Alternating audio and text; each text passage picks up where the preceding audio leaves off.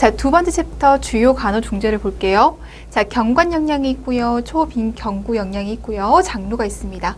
자, 경관 영양이라고 하는 것은 음식물을, 영양분을 구강을 통해서 섭취할 수가 없어요. 위장관은 정상인데 구강을 통해서 음식물을 섭취할 수가 없으니 관을 넣어서 영양을 주는 거예요. 음식물 주는 거예요. 총비경구 영양은요. 얘는 위장관 자체에 문제가 있습니다. 그래서 영양액이라든지 줄 수가 없어. 정맥을 통해서 보충해 주는 것. 장루라고 하는 건요.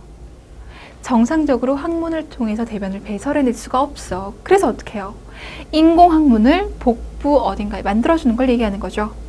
자, 이 세 가지 중에서 가장 중요한 것은 장루입니다. 기출 많이 되는 파트, 장루 파트예요. 특히 간호에 대해서 기억하셔야 됩니다. 자, 경관 영양, 관을 통해서 영양을 보충해 줄게. 자, 구강으로 음식을 섭취하는데 어려움이 있으나 위장관은 정상이에요. 그래서 장 단기적으로 영양을 공급할 수 있는 방법입니다. 그래서 비위관이 있고 비장관이 있어요.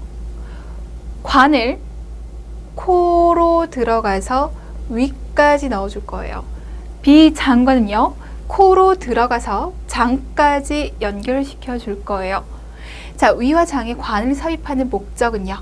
자, 폐색으로 인한 압력을 완화시키거나 압력이 걸려 있어. 근데 압력이 걸려 있으니까 문제가 나타나잖아. 그 압력을 빼주기 위해서 관을 넣어서 빼줄게.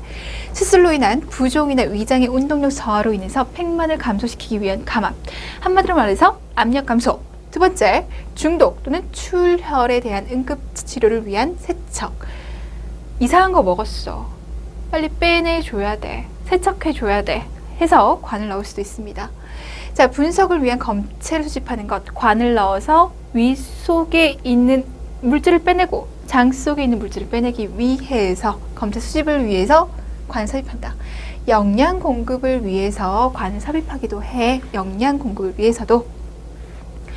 자, 위장관 삽입입니다. 위장관이라고 하는 것은 위장관, 이 두 개를 합해서 얘기하는 거죠. 자, 위장관을 삽입합니다. 어떻게 삽입하는지에 대해서 우리는 아마 학교 다니실 때 정말 열심히 공부하셨을 거예요. 관이 삽입되는 동안 입으로 호흡하게 해야 될 겁니다. 왜? 관이 코로 들어가게 되니까. 관이 인두를 지날 때 구역 반사를 자극해서 구역질이 일어날 수 있다는 것을 미리 알려주면 좋겠고요. 관을 삽입하기 쉽도록 고파울러 시체를 취하게 합니다. 자, 코로 관을 넣어서 위나 장까지 들어가야 돼요. 근데 앙와이가 도움되겠습니까? 아니면 똑바로 앉은 자세가 도움이 되겠습니까? 당연히 똑바로 앉은 자세가 도움이 될 겁니다. 자, 비위관 삽입 길이 대상자의 코끝에서 귓볼까지 재고 귓볼에서 검상돌기까지, 여기서 여기까지, 그리고 여기서 여기까지. 비장관은 이 비위관 삽입 길이에서 20에서 25cm를 더하시면 돼요. 자, 그래서 넣고 관이 인두에 도달하게 되면 대상자에게 삼키라고 하면서 고개를 약간 앞으로 숙이게끔 하는데, 왜? 이렇게 물어볼 수 있죠. 왜 숙이게끔 해? 왜냐하면 이 관이 어디로 들어가야 돼요? 위장으로 들어가야 돼요. 근데 그 식도 가까이에는 뭐가 있어요? 기도가 있어요. 그래서 혹시 이 관이 기도로 들어가지 않게끔 기도를 좁히고 식도를 넓히고, 그래서 삽입이 용이할 수 있도록 고개를 약간 앞으로 숙이세요 라고 합니다. 자, 측정한 길이만큼 관을 삽입하고 난 다음에 관의 위치를 확인해야 돼요. 왜?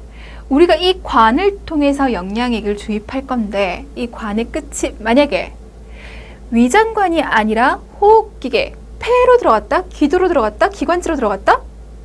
그럼 이거 굉장한 문제가 되는 거잖아요. 그렇기 때문에 꼭 확인을 하셔야 됩니다. 자, 위로 들어갔는지를 확인해보자. 어떻게 위 내용물 흡인해보면 되지. 그랬을 때 위 내용물, 뭐 음식물이 나왔다던가 아니면 산도가 4이라던가 0에서 4라던가 pH 0에서 4라던가. 호흡기계는 알칼리거든요. 위는 산이잖아요. 산인지를 확인하고 주사기로 공기를 주입해보고 위 부분에서 꾸르륵 하는 소리가 들리는지를 확인해보자. 왜? 위라고 하는 곳은 저장할 수 있는 공간이에요. 바람을 집어넣었다면 여기서 바람 소리가 들린다는 얘기고요. 관의 위치가 확인되면 테이프로 고정해서 빠지지 않도록 하고, 비장관의 경우 유문을 통과하기 쉽지 않기 때문에 유문 어디? 여기. 유문 통과하기 쉽지 않기 때문에 유문부까지 관을 삽입하고 장의 연동운동으로 소장까지 도달할 수 있도록 합니다. 연동운동으로 들어갈 수 있도록 합니다. 자, 소장까지 도달하는데 걸리는 시간은 24시간 정도 X선 검사로 관의 위치를 확인할 거예요. 위를 검사하는 방법, 관의 끝이 위에 들어갔는지를 검사하는 방법, 소장까지 들어갔는지를 검사하는 방법. 간호볼게요. 자, 코를 통해서 관을 넣었습니다. 그렇기 때문에 코 점막이 손상될 수 있죠. 그리고 숨을 어디로 쉬어요? 입으로 쉬어요. 입으로 쉼으로 인해서 구강 점막이 역시 건조해질 수 있고, 건조한 구강 점막은 항상 상처받기 쉽고 감염되기 쉽고, 그렇기 때문에 간호가 필요합니다. 자, 비위관은 기침이나 인두의 기도 청결 기능을 방해하고 관이 빠져서 식도 관략근 상부로 이동하게 되면 어떻게 돼요? 이해로 갈 수 있다고요. 자, 관을 삽입하고 있는 동안 윤상연골염증, 후두 손상이 있는지를 확인하고요. 수분과 전해질을 관리해야 될 거예요. 영양과 관련된 지금 간호 행위를 하고 있어요. 그러면 그와 관련된 이런 간호 중재는 필수예요. 경구 투여를 할 수 없는 경우 체액결핍 증상이 나타날 수 있다. 피부와 점막의 건조, 소변량 감소, 무기력, 심박동수 증가 등의 증상을 확인하도록 한다. 체액결핍, 체액과다 이런 체액과 관련된 것들을 사정하기 위해서는 아이유 체크, 섭취량과 배설량을 정확하게 합니다. 그리고 통증 관리할 수 있고요. 이번에는 위루관이에요. 위루관. 지금까지는 위장관이라고 해서 위나 장으로 관을 넣어서 영양을 공급해 줬단 말이에요. 근데 이제 관이라는 개념이 아니라 위에다가 직접적으로 구멍을 뚫을 거예요. 음식과 수분을 공급하기 위해 위에 구멍을 뚫어 그 개구부를 통해서 줄 겁니다. 영양액을. 위식도 역류가 심해서 호흡기계 합병증이 발생할 우려가 있는 대상자는 위루술을 하지 않고 공장루술이나 비공장관을 삽입해서 영양을 공급할 수 있습니다. 자, 영양지지. 흡인 예방하고 싶어요. 그러려면 어떻게 해줘야 돼요? 좌위, 반좌위. 영양액을 공급하기 전에 빈 주사기를 이용해서 위액 한번 흡인해 볼 겁니다. 그래서 위 속의 내용물이 얼마나 남았는지 그 소화 여부를 판단하고요. 영양액을 공급하기 전에 물을 일단 20에서 30ml 먼저 주고 영양액 주입하고, 그리고 다시 한번 물을 줄 수 있어서 관이 막히지 않도록 해야 될 거예요. 자, 경관 영양의 합병증과 관리. 설사가 나타날 수 있어요. 왜? 고삼투성 식이. 너무너무 농축된 식이라는 거죠. 너무너무 농축되어 있어. 얘가 농축되어 있다는 것은 삼투압이 높다는 거죠. 그러면 주변에서 뭐가 들어와요? 얘를 희석시키기 위해서 수분이 들어와요. 그럼 장 안에 수분이 가득할 거예요. 수분이 가득해? 그럼 설사 발생 당연 가능하죠. 빠른 주입, 너무 빨리 넣어서 차가워서 장 점막을 자극해서 약물로 인해서 오염으로 인해서 감염돼서 그럴 수도 있습니다. 그래서 어떻게 해줘야 돼요? 따뜻하게 천천히 주고, 영양액이기 때문에 감염 가능성이 굉장히 높거든요. 그렇잖아요. 그 감염 가능성에 대해서 생각을 해주면서 제때 잘 교환해주고, 개봉한 영양액은 즉시 사용해주고. 자, 오신곳도 나타날 수 있습니다. 주입 속도의 변화로 부적절한 관의 위치로 영양액이 오염돼서. 자, 그래서 영양액을 주기 전에 위 내용물을 한번 흡인해 볼 거예요. 그래서 잔여량이 많을 때는 30분에서 1시간 후에 주입하도록 하고, 주입하고 나서는 좀 앉아 있을 수 있도록 하고, 그리고 오염과 관련이 돼 있기 때문에 역시 감염과 관련해서 간호중재 들어가셔야 돼요. 자, 변비입니다. 영양액 구성 성분의 불균형, 수분 섭취 부족해서 약물 치료로 인해서 나타날 수가 있어요. 자, 탈수 나타날 수 있습니다. 자, 고장액, 영양액이라고 얘기를 했어요. 고장성이라고 얘기를 했다고요. 자, 고장성임으로 인해서 장으로 수분을 끌어당겼을 거야. 그러면서 설사가 나타났거든. 그럼 수분 배설이 많아졌다는 얘기예요. 자, 수분이 많아졌다는 이 상황에서 수분 섭취도 제대로 안 됐고 설사, 구토 일어나면 또 수분 소실이 일어났고 그럼 당연히 탈수 나타나죠. 자, 의사와 상의해서 영양액을 교환하고 혈당 자주 확인하고 고영양액을 주면 혈당이 올라가니까 그거 확인하고 수분 섭취량 늘리고 영양 주입 속도 감시하고 천천히 줄 수 있도록 하고 그리고 오염되지 않도록 해야 됩니다. 자, 흡인성 폐렴이에요. 폐로 들어갔다는 얘기입니다. 그렇다면 관의 위치가 부적절했다는 거. 그리고 나서 먹고 나서 바로 누웠을 가능성이 크고 역류 가능성을 보는 거예요. 자, 영양액을 주입하기 전에 관의 위치 항상 확인할 수 있도록 하고 구토가 발생하는지 사정하고 구강위생 해주고 그리고 좌이치해주고 먹고 나면 앉아 있을 수 있도록 해줍니다. 자, 총 비경구 영양. 이젠 위장관에 너무너무 문제가 생겨서 이렇게라도 영양을 줄 수 있는 상황이 아니야. 그럼 어떻게? 정맥을 통해서 필요한 영양분 공급하는 방법이에요. 대상자의 영양 요구를 충족시켜서 영양 상태 개선하고 치유 과정을 증진시킵니다. 자, 언제 적용하는데? 경구로 음식을 섭취할 수 없을 때, 섭취해도 소화 흡수 안 될 때, 경구 영양 섭취량이 부족해서 보충이 필요할 때, 장관을 쉬게 하는 경우, 얘가 제일 크죠. 우리가 음식물을 먹게 되면 우리 봤잖아요. 얼마나 많은 일들이 일어나는지. 근데 지금 췌장염과 같이 좀 쉬게 해줄 필요가 있어. 움직이지 않게끔, 소화효소가 나타나지 않게끔 할 필요가 있어. 그럴 때는 예를 합니다. 자, 위장관의 기능이 안 될 경우에 총 비경구 영양을 하게 됩니다. 말초로 줄 수도 있고요.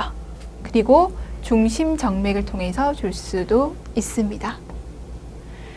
자, 얘를 중단할 때는 신체가 포도당 농도 감소에 적응할 수 있도록 서서히 중단해야 된다는 거, 여기 포인트.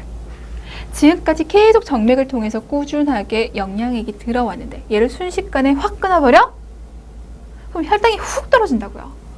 갑자기 중단하는 경우 반동성 저혈당이 발생할 수 있기 때문에 등장성 포도당을 1시간에서 2시간 동안 주입합니다. 이 반동성 저혈당의 증상은 허약감, 발한, 불안, 한기, 혼동, 떨림, 심박동수 증가가 있어요. 자, 중단하는데 보통 48시간 정도가 소요될 수 있으나 구강으로 음식 섭취가 가능해서 탄수화물을 먹을 수 있다면 6시간 이내에도 가능하다. 얘는 끊지만 얘를 먹음으로 인해서 혈당을 좀 맞춰줄 수 있다는 얘기죠. 자, 간호, 수분 전해질 관리해야 될 거예요. 비경구 영양액 주입할 겁니다. 얘가 영양액이기 때문에 농도가 있단 말이에요. 주입 속도가 빨라요. 그러면 혈액 속 농도가 높아진다는 거고, 혈액 속 농도가 높아진다는 것은 주변으로부터 수분을 끌어당긴다는 겁니다. 그럼 이 많아진 혈류량이 당연히 신장에서 제거될 거예요. 어떻게? 소변으로. 이것을 고삼투성 이뇨작용이라고 얘기를 합니다. 아, 혈액 속의 농도가 높아짐에 따라 주변에서 수분을 끌어당겼구나. 그럼 이 많아진 혈류량이 신장에서 배설되잖아. 고삼투성 이뇨예요.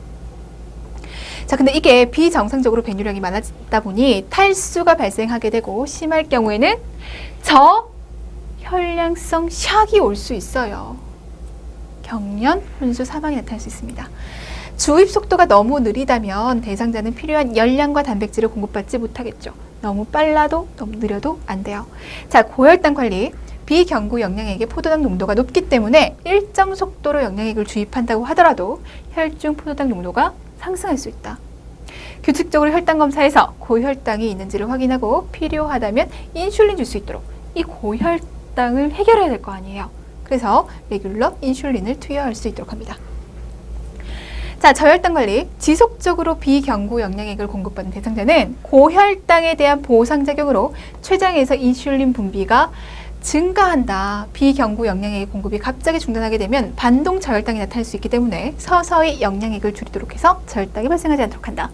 지금 꾸준히 내 몸속으로 영양액이 들어왔다고요.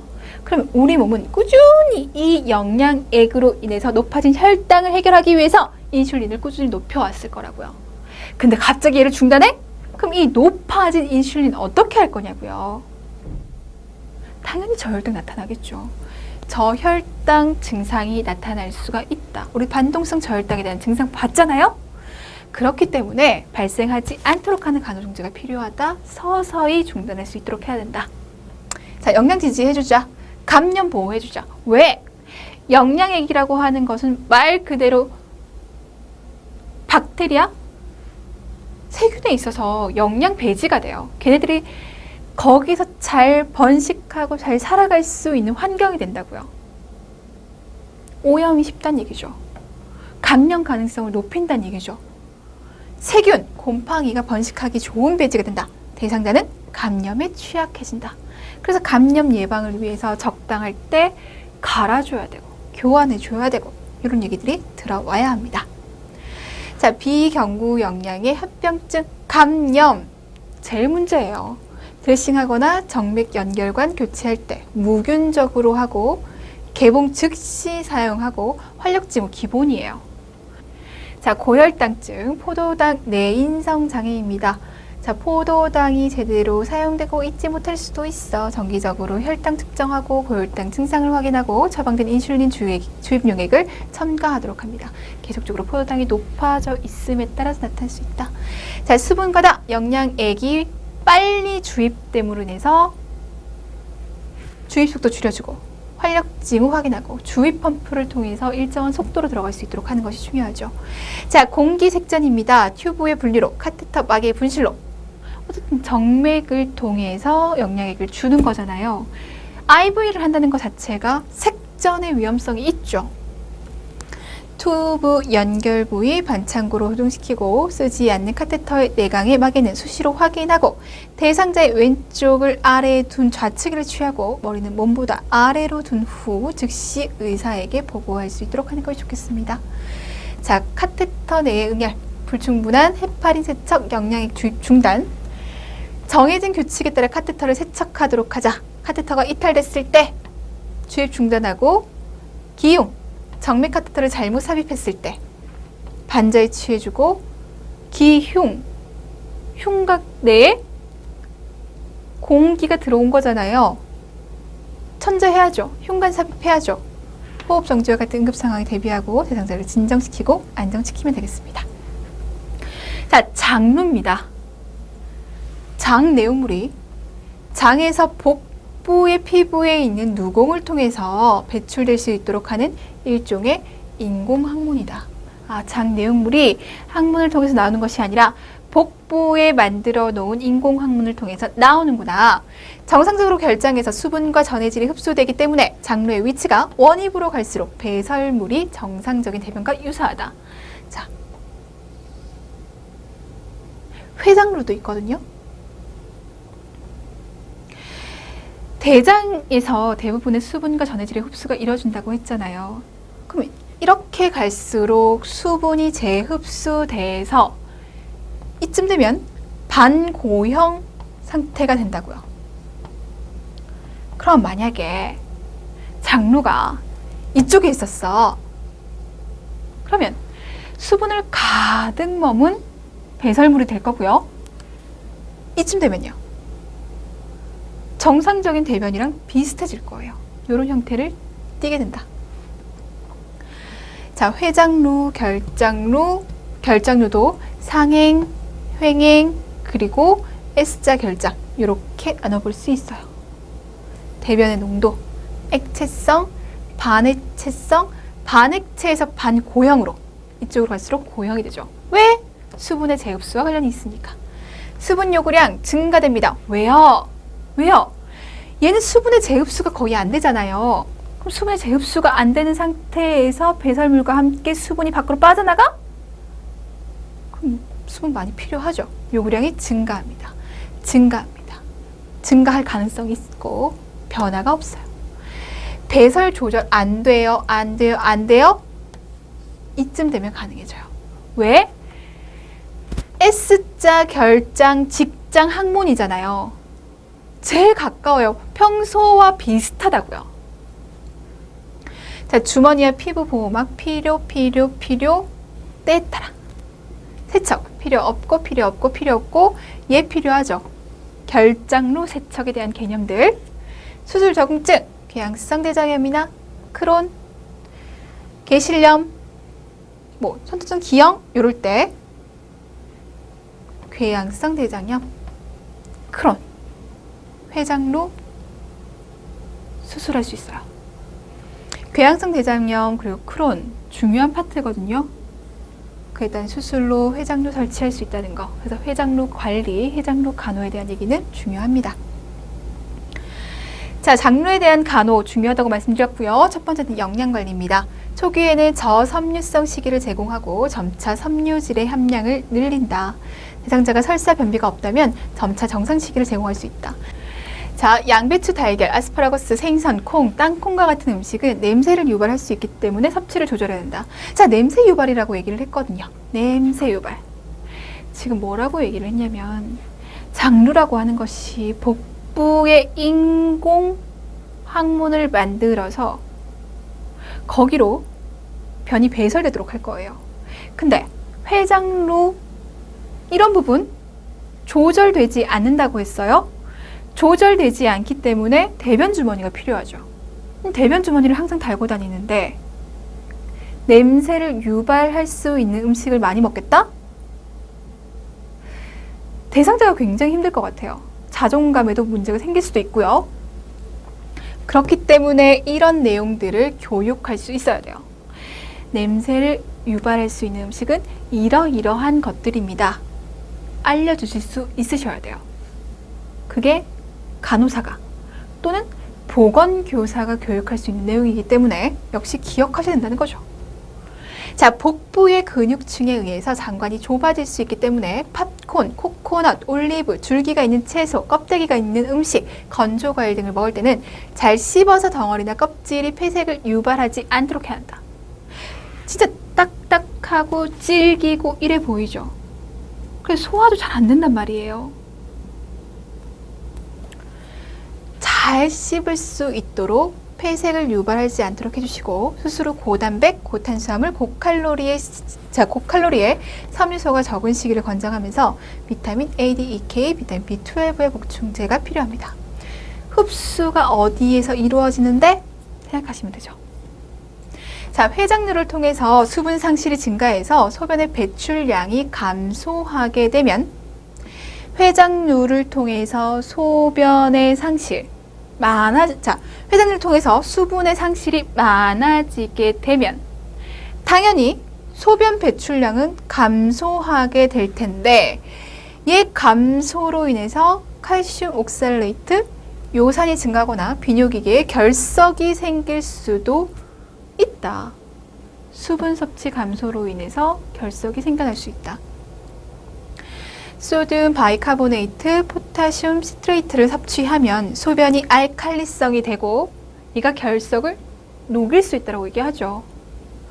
요산치가 높다면 요산을 배설할 수 있는 알로퓨리놀을 투여할 수도 있습니다. 자, 가스 생성 역시 감소시키는 것이 좋겠죠. 가스 배출은 대상자 스스로 조절하지 못하기 때문에 당황하게 되고 사회적 관계도 위축이 될 수 있다. 그럼 어떤 음식이 가스를 잘 생성하는지를 교육하면 좋을 것 같아요. 그래서 역시 기억하셔야 돼요. 콩, 맥주, 양파, 탄산음료, 오이, 무, 풋고추, 양배추 등 이들은 가스를 생성하기 때문에 섭취를 조절할 수 있도록 합니다. 그리고 공기를 많이 삼킬 수 있는 빨대 사용해서 음료 먹는 거, 흡연, 껌 씹기, 말하면서 밥 먹기 등 이러한 행위는 피할 수 있도록 해주셔야 돼요. 역시 교육 내용으로 너무 좋습니다. 기억하셔야 돼요. 자, 설사 관리, 설사가 발생하면 장루 주머니 관리가 어려워지기 때문에 설사를 유발할 수 있는 음식 스트레스 피하도록 하고, 음식은 개인차가 있기 때문에 무조건 중단하기보다는 개인의 증상에 따라 섭취를 조절할 수 있도록 해주셔야 돼요. 자, 그래서 정리할게요. 냄새를 생성하는 음식, 계란, 마늘, 양파, 생선, 양배추, 브로콜리, 아스파라거스, 알코올, 설사 유발 음식, 알코올, 양배추, 시금치, 완두콩, 커피, 매운 음식, 생과일, 가스 형성 음식, 콩, 양배추, 양파, 맥주, 탄산음료, 치즈, 회장루 폐색에 영향을 주는 음식, 땅콩, 건포도, 팝콘, 씨앗, 샐러리, 옥수수가 있습니다. 모두 다 기억을 해두세요. 장루에 영향을 미치는 음식입니다. 자, 장루 간호, 피부 자극되는 것을 막아야 된다. 약한 중성 비누와 미온수로 세척하고 말려준다. 기억하셔야 돼요. 기억하셔야 돼요. 자, 피부 보호판은 당연히 개구보다 살짝 넓게 해서 개구부를 자극하지 않도록 해줘야겠죠? 자, 주머니 4일에서 5일마다 교환하고, 배설물이 셀 때는 언제든지 교환하고, 주머니가 3분의 1에서 2분의 1 정도 찼을 때 비우도록. 근데 이거 비울 때 이 주머니가 가득 찼을 때 비우는 게 좋을까요? 그것보다는 배행량이 적을 때인 식전, 잠잘 때, 아침에 일어났을 때 주머니를 비우는 것이 좋겠습니다. 자, 피부 자극이 심할 때는 카라야 파우더를 사용할 수 있도록 하고, 칸디다 감염증에는 니스탄틴 연고를 발라주고, 개구부 색깔을 관찰해 주셔야 돼요. 기억하셔야 됩니다. 자, 개구부 색깔이 창백하거나 거무스름하다라고 한다면, 청색이다라고 한다면, 아, 이 부분에 지금 순환이 안 되고 있는 거야. 혈액 공급 안 되고 있는 거야 생각하셔야 돼요. 혈액 공급이 잘 되고 있지 않다. 그렇기 때문에 수술을 필요로 할 수도 있다. 정상은 분홍빛. 자, 수분 전해질을 관리해요. 하루 2,000에 3,000, 꽤 많은 양입니다. 수분 적당히 많이 마셔줄 수 있도록 하고, 회장루 대상자, 결장에서 수분 흡수가 일어나지 않기 때문에 초기에 1,500에서 1,800의 수분이 배설되고, 이만큼이나 배설된대요. 점차 안정돼서 500ml 정도의 수분이 대변으로 배설되게 된다. 소장을 많이 절제할수록 회장루 배행량은 많아지게 되고, 수분 소실과 전해질 불균형을 주의하고 물보다는 이온 음료로 전해질을 보충할 수 있어야겠다. 신체상을 강화시켜주자 가능한 빨리 적응할 수 있도록 도와주고요. 마찰을 가할 수 있는 꽉 낀 허리띠 좋지 않습니다. 눈에 띄지 않게끔 하는 거 좋겠고, 개구부와 그 모양에 대해서 느끼는 점이 있다면 표현해서 스트레스를 좀 줄여줄 수 있는 것이 좋겠죠. 정서적 지지를 얻기 위해 자조 모임 만들어주는 거 좋습니다. 자, 전통적 회장루술의 간호. 자, 배액. 회장루는 수술 직후부터 약간의 혈액을 포함해서 암록색의 액체를 불수의적이고 빈번하게 배액합니다. 처음에는 변을 하루에 1,500 정도 배설하지만 신체가 적응함에 따라 500 정도의 황록색, 황갈색의 변을 배설할 거예요. 풀 같은 변을 배설할 거예요. 자, 피부 보호. 변이 피부를 자극하는 효소와 담즙산염을 포함하기 때문에 피부를 자극하겠죠. 담즙산염이잖아요. 피부 보호가 중요합니다. 피부 보호 장치하고 없다면 피부 보호제를 발라주고. 자, 기구 교환이에요. 가볍게 봐주시면서 언제쯤 이렇게 생각하시면 돼요. 자, 조절성 회장 루술 간호가 있습니다. 조절성에 대해서 여러분들 봐주시면 되겠고요. 결장 루술. 이제는 장루가 결장에 있습니다. 결장 루술의 가장 흔한 부위는 S자 결장이나 하행 결장. S자 결장 수술은 비교적 규칙적인 시간의 형태를 갖춘 변을 배액한다. 정상적인 상황과 이 S자 결장 루술을 하기 이전에 정상적으로 배변 습관을 가지고 있을 거 아니에요. 그것처럼 한다고요. 액체인 배설물을 빈번하게 배액하는 장루 형성술보다 다루기가 용이하다. 규칙성을 유지하기 위해서 규칙적으로 세척하는 것이 좋아요. 세척이 바람직하지 않거나 부적합하다면 배행용 주머니를 사용하고. 장루 세척. 식사 후가 적절하다. 포인트. 대상자는 500에서 1000ml의 미지근한 물을 용기에 가득 채우고, 미지근한 물. 그 용기를 개구부에서 45cm 높이에 매단다. 더 높게 매달아 줄 거예요. 휴분의 공기를 제거하기 위해서 물을 한 번 통과시키고, 안 그러면 여기 장루, 물 안 통과시키고 여기 비어 있어.